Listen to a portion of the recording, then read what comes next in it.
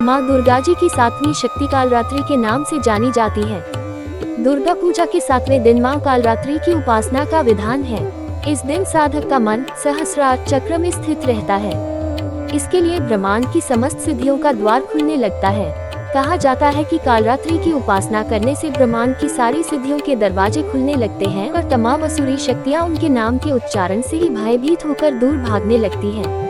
नाम से अभिव्यक्त होता है कि माँ दुर्गा की यह सातवीं शक्ति कालरात्रि के नाम से जानी जाती है, अर्थात जिनके शरीर का रंग घने अंधकार की तरह एकदम काला है। नाम से ही जाहिर है कि इनका रूप भयानक है। सिर के बाल बिखरे हुए हैं और गले में विद्युत की तरह चमकने वाली माला है। अंधकारमय स्थितियों का विनाश करने वाली शक्ति है कालरात्रि।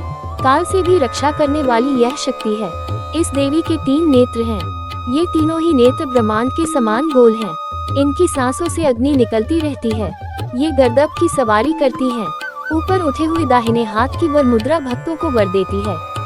दाहिनी ही तरफ का नीचे वाला हाथ अभय मुद्रा में है, यानी भक्तों हमेशा निर्भय रहो। बाईं तरफ के ऊपर वाले हाथ में लोहे का कांटा तथा नीचे वाले हाथ में खड्ग है।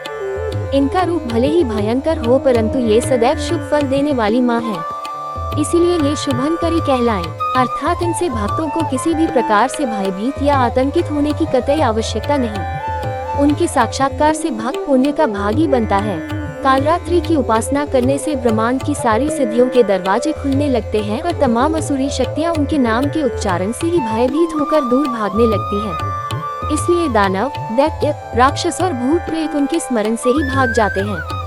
ये ग्रह बाधाओं को भी दूर करती हैं और अग्नि, जल, जंतु, शत्रु और रात्रि भय दूर हो जाते हैं। इनकी कृपा से भक्त हर तरह के भय से मुक्त हो जाता है।